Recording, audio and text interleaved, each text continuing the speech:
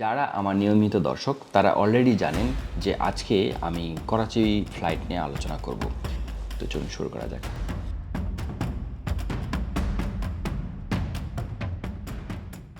আচ্ছা, first thing first, Karachi flight.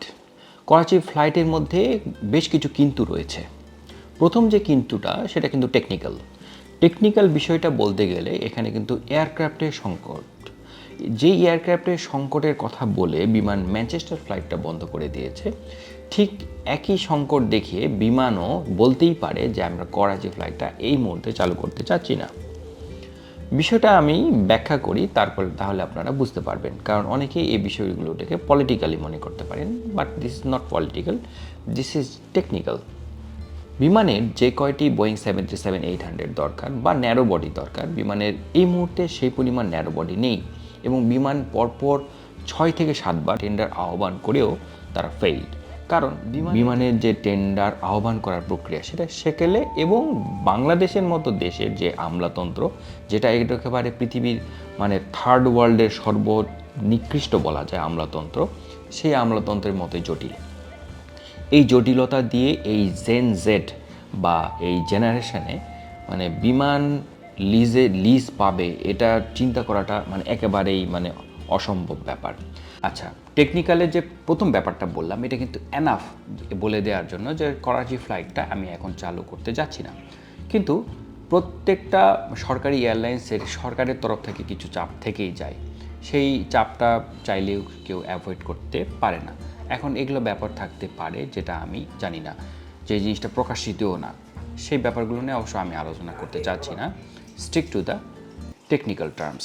আরেকটা ব্যাপার হচ্ছে বোয়িং 787-এর ব্যাপারটা। বোয়িং 787-এর কোনো সংকট এই মুহূর্তে আমি দেখতে পাচ্ছি না, কারণ বিমানের অলরেডি 12টা ওয়াইড বডি রয়েছে এবং 12টা ওয়াইড বডি ফাংশনিং। এখন বলতে পারেন যে 2টা ওয়াইড বডি ডি চেকে যাওয়ার কথা, বা ডি চেকে কিন্তু এখনও যায় নাই। কেউ ডি চেকে গিয়েছে কি না সেটা আপনারা কেউ জেনে থাকলে বা ইনডেপথ জেনে থাকলে আমার কমেন্ট বক্সে জানাতে পারেন। বিমানের বোয়িং 777-এর 2টা ডি চেকে আমার জানার মধ্যে যায় নাই, যার কারণে আমি স্ট্রংলি বলছি যে বিমানের ওয়াইড বডির কোনো সংকট নেই। তারপরও কিন্তু ম্যানচেস্টার ফ্লাইট, যেটা প্রেস্টিজিয়াস ফ্লাইট, জাপান যেটা প্রেস্টিজিয়াস ফ্লাইট, যেটাকে লাভজনক করা সম্ভব হতো, সেটাকে বা বিমান লাভজনক করতে পারে নাই, বিমান লিজ নিতে পারে না। বিমানের এটা সবচেয়ে বড় ব্যর্থতা। আমার মনে হয় যে লিজের দায়িত্বে যেই কর্মকর্তা রয়েছে তার পদত্যাগ করা উচিত, কিন্তু তারা পদত্যাগ করছে না, কারণ বিমানের এই ধরনের কালচার কখনোই ছিল না, এখনও নাই, ভবিষ্যতে হবে কিনা সেটা আমি জানি না। তো এইগুলো ব্যাপার নিয়ে আমার মতে করাচি ফ্লাইটটা পরে চালু করা উচিত ছিল, কিন্তু এখন বলতে পারেন যে এটা তো ইকোনমিক্যালি ভায়াবল, এটা বলার সুযোগ এখন আছে কি না আমি বলতে পারবো না। তবে এটা লং রানে এটা কতটুকু সুবিধা দিবে, আপনি সপ্তাহে 2টা ফ্লাইট চালায়ে অন্যান্য ফ্লাইটগুলোতে ফ্লাইট ডিলে করে আপনি আলটিমেটলি এশিয়ার অন্যান্য ডেস্টিনেশনগুলো যেখানে বোয়িং 737 খুবই দরকার, সেই ফ্লাইটগুলোতে বোয়িং 787 চালায়, ওখানে কিন্তু আবার লস করছেন। আবার ওই ফ্লাইটের যাত্রীগুলোকে আপনি টাইম মতো সার্ভিস দিতে পারছেন না। আলটিমেটলি ওভারঅলি আপনি বিমানের লাভ করছেন নাকি লস করছেন, সেটা আরও ইনডেপথ অ্যানালাইসিস দরকার, এবং এই অ্যানালাইসিসের জন্য আর কিছুটা সময় দিতে হবে। এবং আপনারা যদি আগ্রহী থাকেন আমাকে জানাতে পারেন। অবশ্যই আপনাদের লাইক এবং কমেন্টের ব্যাপারটা বুঝলেই আমি বুঝবো যে আপনারা এখানে আগ্রহী।